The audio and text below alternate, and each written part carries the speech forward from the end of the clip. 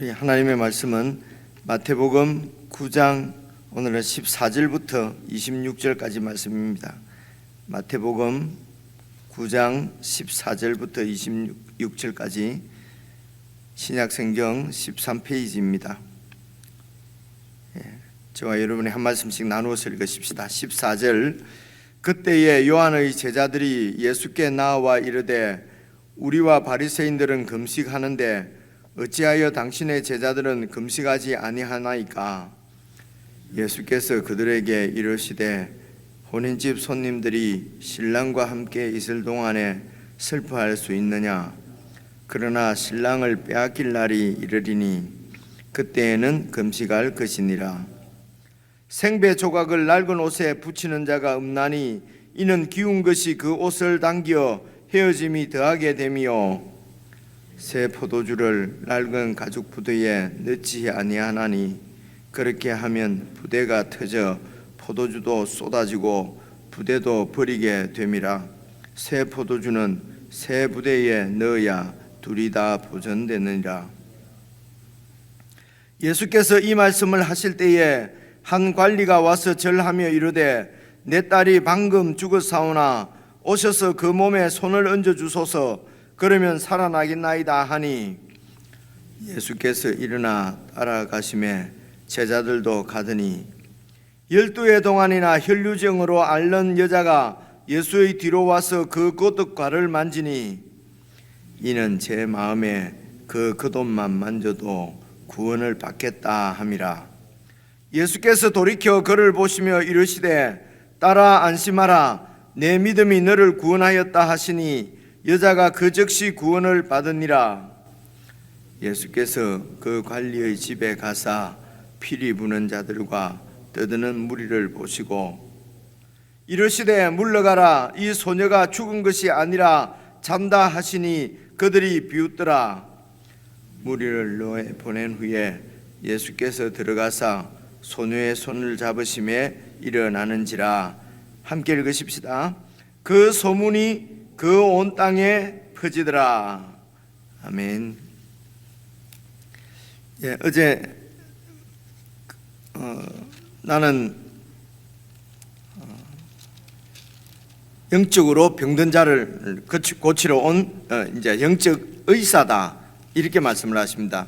그래서 예수님께서 죄를 사시는 권세가 있다고 하는 것은 영적으로 병든 자를 이렇게 고치시는 그 영적인 의사다라고 하는 것과 이러면 이렇게 연관지어서 이렇게 생각해 볼 수 있을 것입니다. 그러니까 죄 지은 자를 이제는 죄로부터 건강한 죄를 극복할 수 있는 건강한 강건한 하나님의 백성으로 치유하신다는 것이죠. 이제 그 말씀에 이어서 오늘 말씀해 보니까 14절 요한의 제자들이 그때에 요한의 제자들이 예수께 나와 이르되 우리와 바리새인들은 금식하는데, 그러니까 요한의 제자들과 바리새인들은 금식을 하는데 어떻게 예수님 당신의 제자들은 금식하지 않습니까? 그래서 지금 이 요한의 제자들 그들의 스승인 요한과 바리새인들과의 관계는 아주 이 극적인 긴장 관계에 있었지 않습니까? 이 요단강에서 세례 요한이 사람들에게 백성들에게 세례를 줄 때에 이제 그 세례 주는 광경을 보러 온 바리새인들에게 예수님께서 하신 말씀이 그렇죠. 아주 독사의 자식들아 그런 말씀 거기서 나오지요. 그렇게 하면서 어떻게 너희들이 임박한 진노를 피할 수가 있느냐? 변화되지 않으면 피할 수 없다. 이제 그런 아주 이런 독한 말을 이렇게 주고받았던 그런 사이입니다. 그런데 이 금식 문제에 있어서는 이 요한의 제자들과 바리새인들이 같은 생각을 가지고 있고 예수님의 제자들이 다른 생각을 가지고 있는 거지요. 그래서 이제 요한의 제자들 입장에서 여러분 살펴보시면은 지금 요한은 투옥대가 있거든요. 그래서 예수님의 증인으로 혹은 예수님께서 가지고 오신 하나님 나라를 증언하다가 이렇게 의롭게 하나님 나라의 의를 선포하다가 지금 이제 감옥에 들어가 있으니까 제자들 입장에서는 여러분 금식하고 기도해야 되지 않겠습니까? 더 금식해야 되겠지요. 지금 스승이 감옥에 들어가 있으니까요. 그리고 이제 바리새인들로 중심되는 이 유대 종교에 있어서는 사실은 이제 국가적으로 전체가 다 의무적으로 금식을 해야 될 때는 여러분 7월 10일 속죄일 하루 정도밖에 없었던 것 같습니다. 이렇게 규정이 되어 있는 것은요. 그러니까 이 대속죄일에 이렇게 금식을 하는 것은 그야말로 속죄지요. 하나님 앞에 이렇게 정결하게 되기를 하나님 앞에 기도하고 또 열망하고 그리고 제사를 드리는 날이 속죄일 아니겠습니까?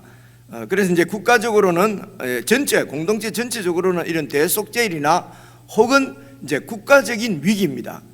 그런데 지금 사실은 이스라엘 백성들 같은 경우에는 국가적인 위기가 아니라 완전히 국가가 멸망해 버렸으니까 그 나라를 이렇게 그 나라가 다시 회복되기를 열망하는 유대 이런 정말 순수한 아주 이런 진지한 종교인이겠지요. 유대교인이겠지요. 하나님 말씀에 대해서 진지하게 말씀을 받아들이는 사람들은 하나님께서 선지자들을 통해서 약속하신 이 이스라엘의 회복의 날을 간절히 바라지 않겠습니까? 그래서 이렇게 이스라엘 무너진 완전히 멸망한 하나님 나라가 다시 회복되기를 소원하는 그런 마음을 갖고 있는 경건한 유대인들은 이 금식을 여러분 이렇게 논리적으로 금식을 해야 되지 않겠습니까? 자주 금식을 했던 것 같아요. 그리고 이제 개인적으로도 이제 금식을 할 때는 아마 그런 것 아니겠습니까? 어떤 이렇게 자꾸 이 제사를 드리는 것은 우리의 죄 때문에 하나님 앞에 동물을 잡아서 죽여서 제사를 드리는 거니까요. 그러면서도 계속 율법을 지키지 못하고 혹은 범죄하는 이런 자신이 정결하게 되지 못하는 죄를 짓는 모습에 대해서 아파하는 회개하는 하나님의 용서를 구하는 사람들의 이제 나타나는 종교적인 반응이 그때가 이제 금식을 하는 것이죠. 그래서 대략 이제 이런 국가적인 위기 혹은 개인적인 이런 경건한 삶, 정결한 삶을 위해서 이제 금식을 했다. 우리가 조금 더 영적인 의미를 부여하면은 이제 그 당시에 종교인들도 우리들이 이해하는 것처럼 이해를 했는지는 잘 모르겠는데요.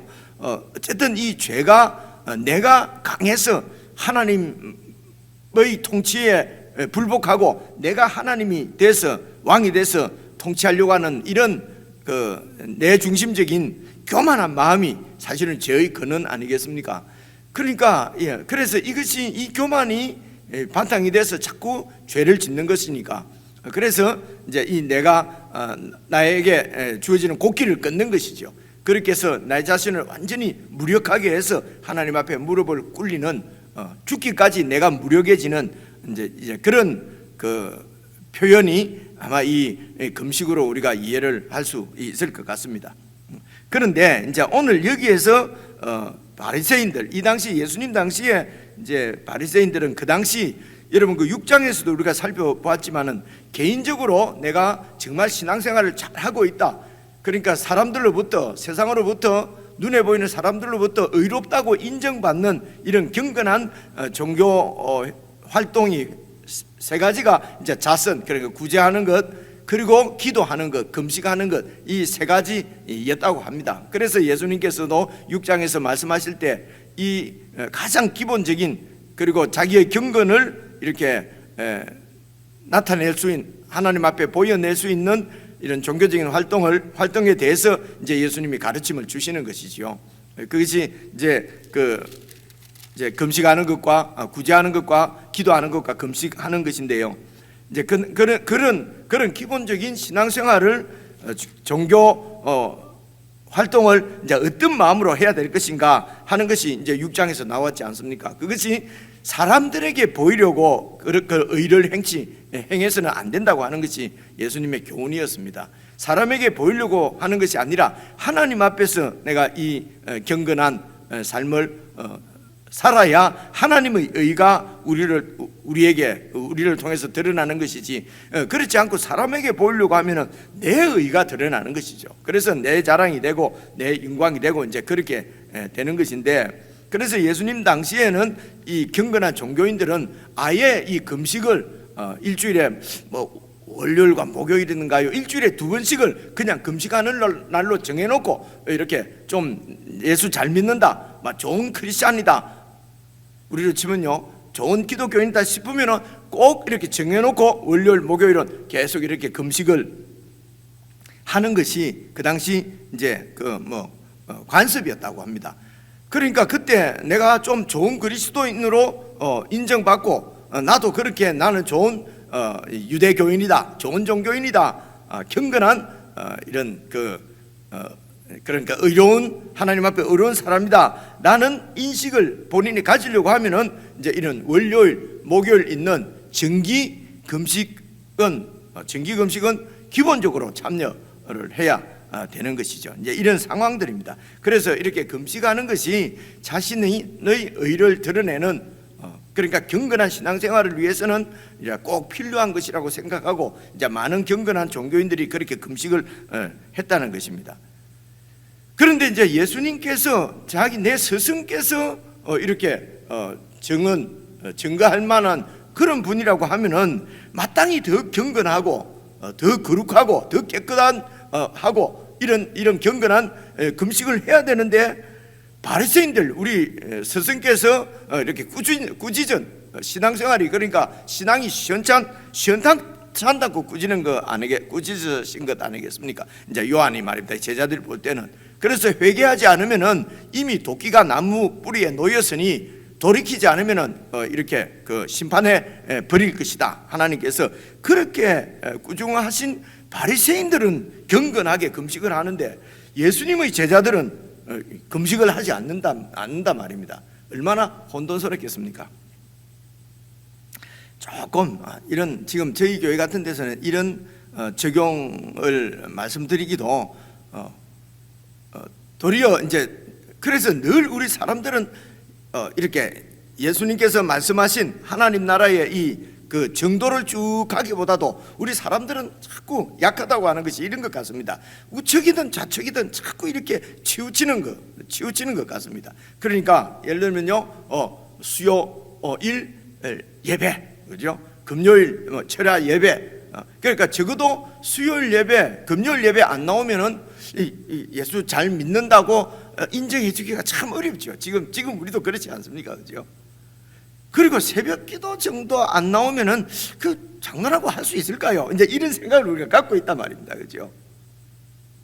근데 이제 이런 생각을 허물어뜨리기가 참 쉽지 않은데, 이제 남산교회 같은 데서는 이미 그런 생각들은 다 깨어졌죠. 그죠? 그래서 그렇게 꼭 수요일 날 잘 나오고 새벽에 잘 나오면은 신앙이 좋은 거냐? 이제 일반적으로 그렇게 되어 있었다는 것입니다. 예수님께서 경계해서 가르치시는 것은 그 말씀이라는 것입니다. 그래서 이제 이렇게 꼭 수요일 날, 금요일 날, 혹은 주일 날, 근데 주일에 대해서는 이런 시비도 이제 조금 약한 것 같아요, 그죠? 근데 주일은 꼭 해야 되고 지켜야 되고, 수요일하고 금요일은 그것을 지키는 것이 꼭 신앙이 좋은 것이 아니다니까.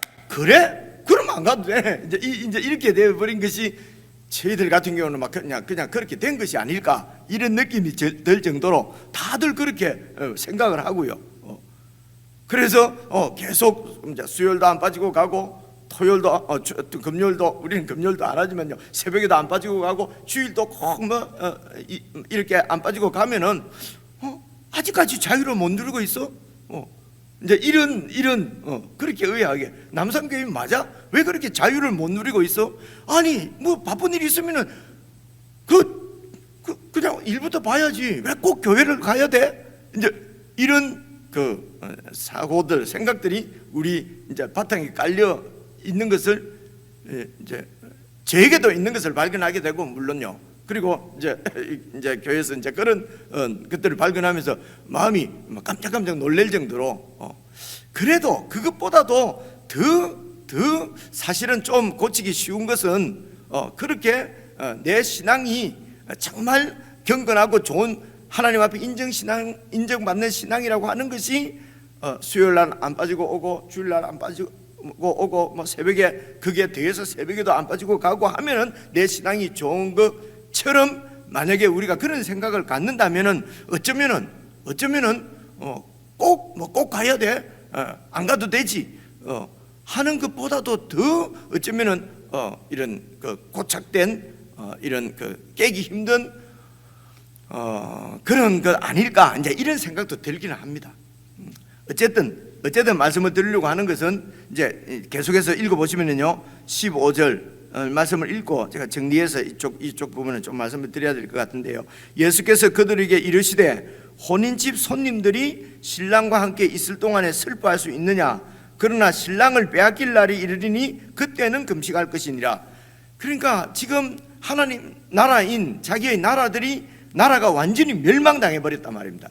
그래서 그 나라가 세워지기까지는 금식을 정말 이 통회하는 마음을 이렇게 내려놓을 수가 없는 것입니다. 하나님의 영광이 완전히 사라지고 하나님의 나라가 멸망하고 성전이 멸망하고 이렇게 해서 다시 하나님 나라가 세워져서 하나님께서 영광을 회복하기 전까지는 어떻게 내가 편안히 먹고 편안히 자고 할 수 있겠는가? 그래서 금식하면서 그렇게 하나님의 뜻이 이루어지도록 강구하는 이런 금식은 정말 하나님 앞에 드려야 될 금식이겠죠. 그죠? 만약에 이제 그렇다면은 참 구약 성경에서 하나님께서 선지자들을 통해서 말씀하신 그 복음을 성취 이제 때가 되어서 하나님께서 그 아들을 이 땅에 보내셨습니다. 그리고 이 아들 예수 그리스도를 통해서 이제 하나님 나라가 회복되어진 것이죠. 그런데 이제 이 사실을 유대인들이 깨닫지를 못하는 것이죠. 예수님을 통해서 궁극적으로 이스라엘이 구약에 멸망한 이스라엘이 영원한 하나님의 나라로 다시 세워졌다고 하는 것을 이제 이 유대인들이 모르는 것이고, 예수님께서 회개하라 천국이 가까웠다고 이 복음을 선포하시는 것은 그 나라가 이미 성취되어졌다는 것입니다. 그래서 그 나라의 회복 때문에 금식을 했는데 그 나라가 성취되어졌으면은 이제는 그 나라가 회복되기를 바라면서 금식하는 금식이 아니라 우리가 대망하던 하나님 나라가 이미 세워졌으니, 그래서 하나님의 뜻이 이루어졌기 때문에 이제는 기뻐할 때라는 것입니다. 그죠?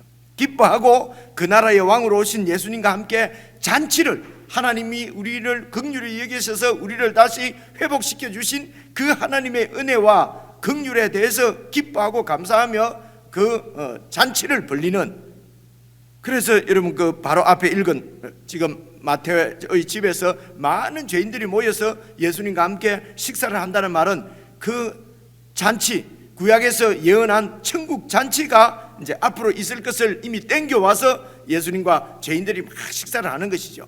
그래서 죄인들이 예수님 안에서 다 죄 용서함을 받고 제사함을 받고 천국 백성으로서의 그 영광을 누리고 기쁨을 누리고 하는 것이 바로 마태집에서 이루어진 죄인들, 세리들이 예수님과 함께 식탁을 나누는 식탁 교제, 천국 잔치였습니다.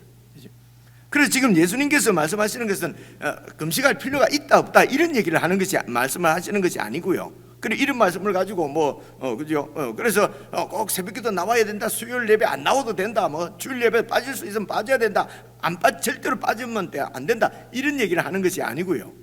이제 이렇게 되면 이게 이제 율법주의가 되고 공로주의가 되고 이렇게 됩니다. 그래서 이제 전체적인 이제 의미를 잘 살펴봐야 되는데요. 그래서 예수님이 지금은 혼인집 손님들이 신랑과 함께 있을 동안에 슬퍼할 수 있느냐? 이때는 기뻐할 때라는 것입니다. 개인적으로도 마찬가지입니다. 막 이렇게 금식하는 것은 아무리 제사를 드리고 곡기를 끊어도 내 속에 있는 죄의 문제가 해결이 되지 않는 것입니다. 그래서 계속 금식하는 것이죠. 그리고 계속 제사를 드리는 것이죠. 그런데 이 죄의 문제를 예수님께서 오셔서 완전히 해결하신 것입니다. 이 죄에서 우리를 구원하시기 위해서 예수님께서 이 땅에 오신 것입니다. 이제는 예수님 안에서 죄가 용서 안 받고, 그리고 이 예수님께서 이 죄를 완전히 고치실 수 있도록 우리가 의사인 예수님 앞에 나가는 것입니다. 이제는 금식할 때가 아니라 나를 정결케 하고 완전케 하실 예수님 앞으로 나가서 예수님으로부터 치료를 받는 것이 그것이 답이지 계속해서 금식하고 있는 것이 아니라는 것이죠. 그죠? 그래서 두 가지입니다. 예수님께서 가지고 가신 천국을 예수님과 함께 누리는 것입니다. 잔치를 누리는 것이죠.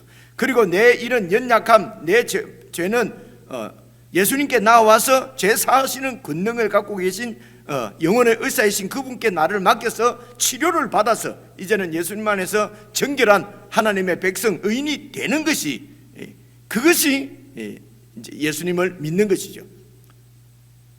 그런데 이들은 그냥 금식하면서 내가 의로워진 것을 자꾸 드러내려고 하는 것입니다. 그 금식으로 해서 아주 경건한, 이렇게 사람들 보기에 모양은 경건한 모양은 있지만 사실은 정결하게 된 것이 아니지요.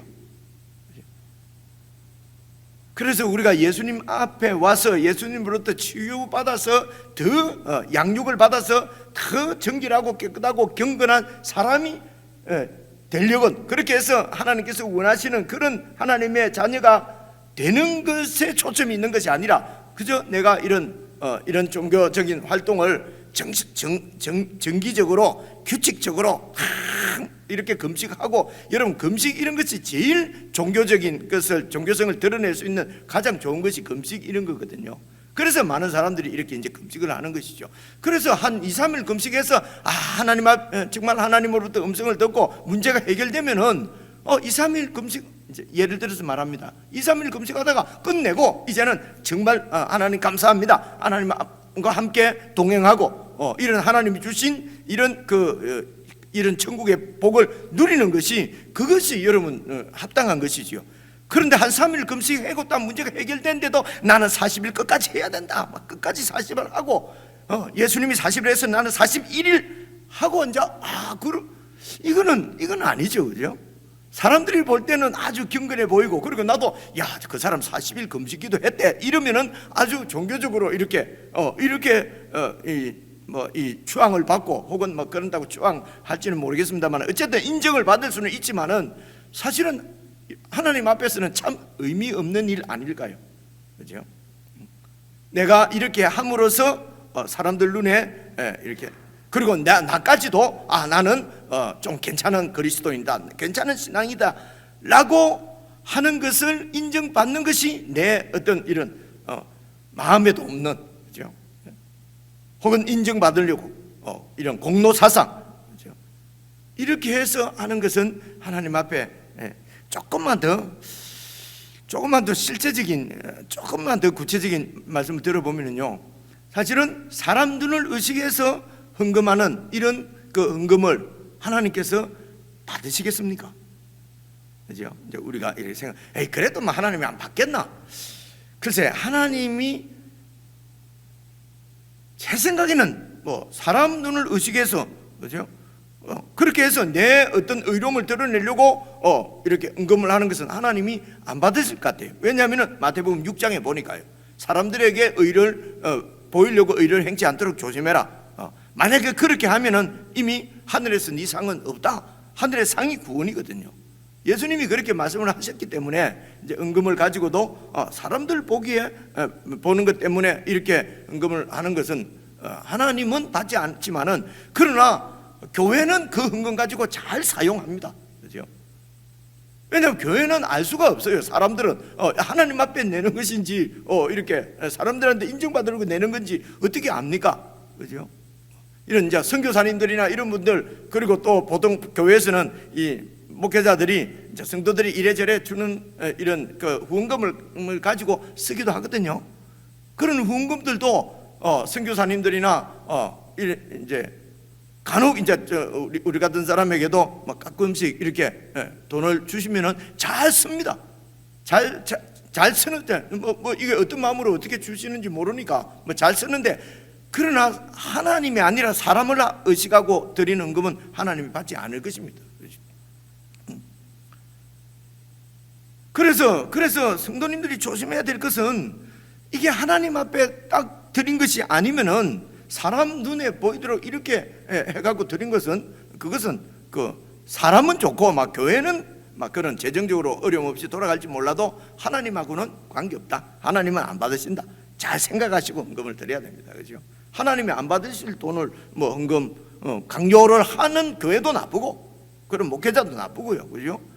하나님이 받지도 않았는데 사람에게 내 의를 드러내려고 이렇게 금식하듯이 이렇게 이제 그 헌금을 하면은 하나님하고는 여러분 소용없습니다.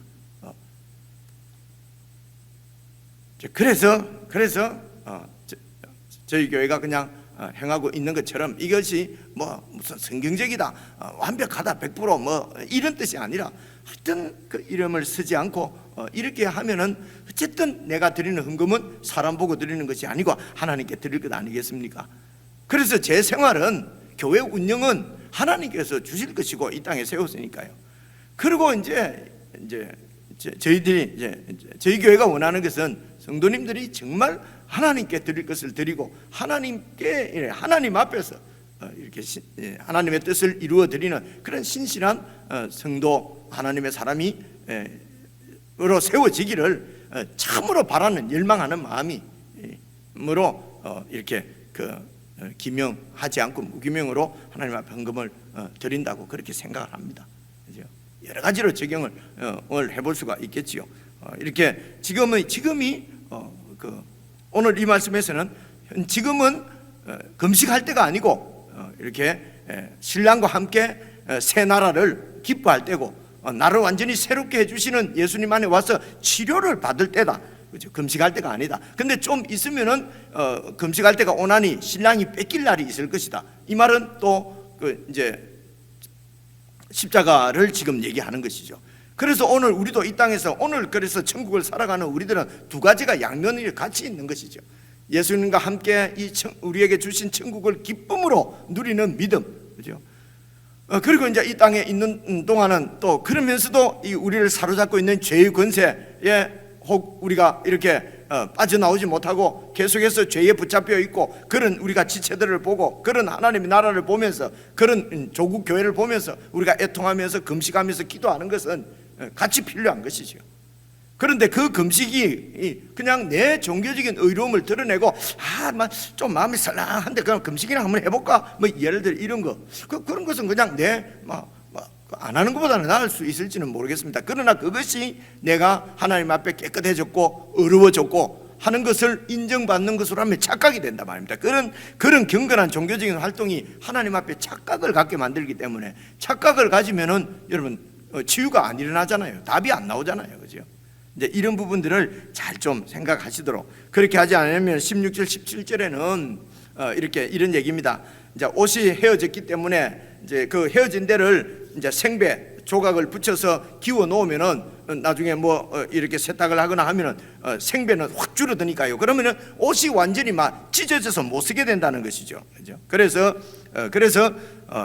이제 새 포도주도 마찬가지입니다. 그래서 새 포도주는 새 부대에 이제 이런 말씀은 예수님께서 완전히 이제 이렇게 이 땅에 오신 것은 완전히 새로운 세상을 여셨기 때문에 이 새로운 세상 하나님 나라의 백성으로 살아가려고 하면은 그 그릇이 옛날 그릇, 세상의 나라의 그릇, 지금까지 우리가 살아왔던 원리, 질서, 이런 세상적인 질서나 세상적인 원리나 이런 걸 가지고는 이 하나님의 나라의 복음을 우리가 살아낼 수가 없다는 것입니다.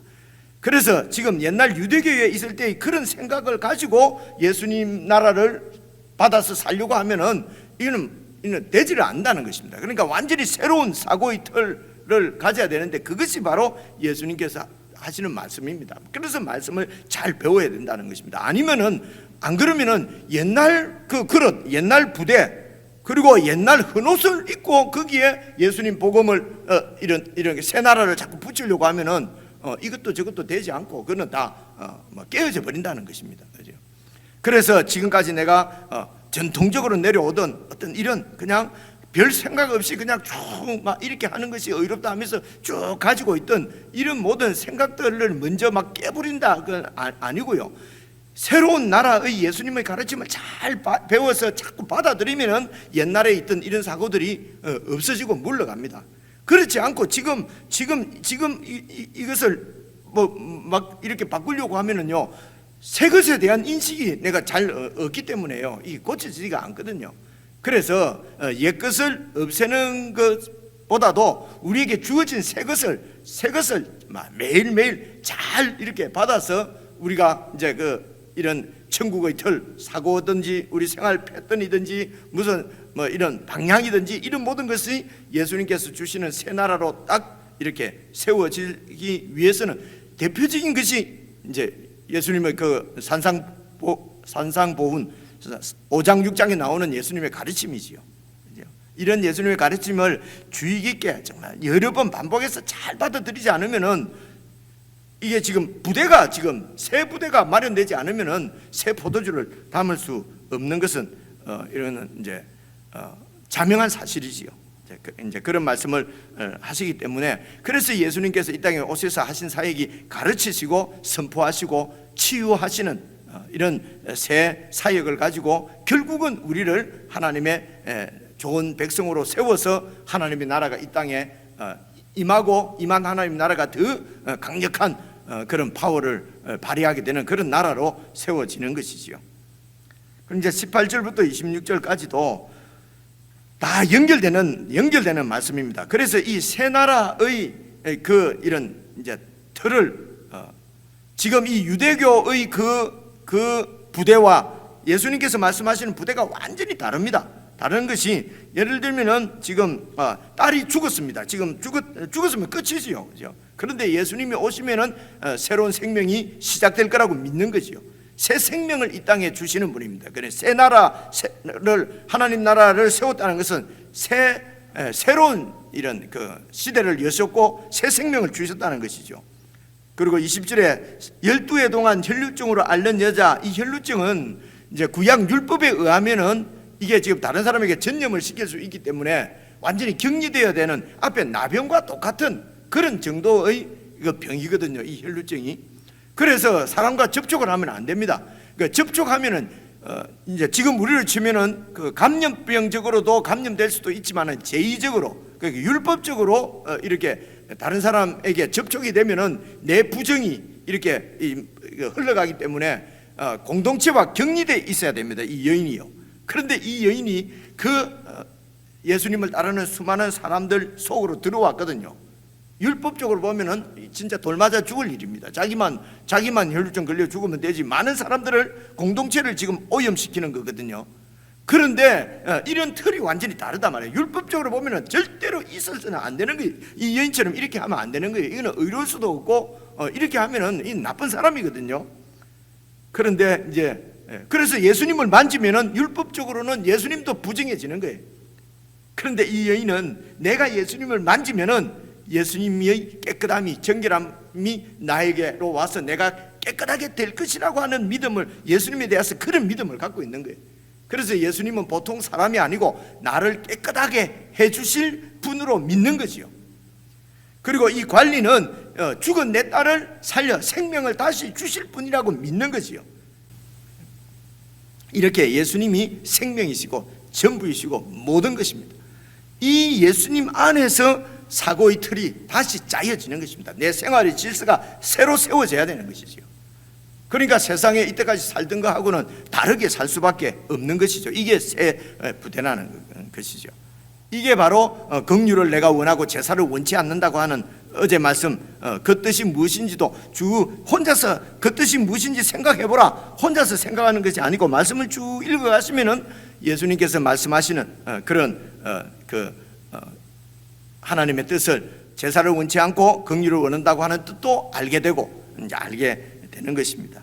오늘 말씀 개인적으로 이렇게 여러분 묵상하시면서 내가 가지고 있는 이런 어떤 생각들, 관념들, 종교 생활에 대해서, 경건 생활에 대해서 내가 가지고 있는 이런 생각들이 정말 새로운 부대인지, 예수님께서 말씀해 주신 천국인지, 아니면은 그냥 내가 전통적으로 갖고 있는, 아니면 내가 생각할 때 그런 거 이런 거 아니겠는가 라고 생각하고 있는 것이 고착이 되어서 하나님의 뜻으로 생각을 하고 있는 것인지, 이제 이런 부분들이 묵상해야 될 포인트라고 생각을 합니다. 잘 생각을 하셔서 정말 새 부대에 새 술이, 새 포도주가 넘쳐 흐르는 천국의 그런 충만한 정말 즐거운 혼인 잔치가 매일매일 우리 삶 가운데 일어날 수 있으면 좋겠습니다. 우리 개인적으로 묵상하십시다.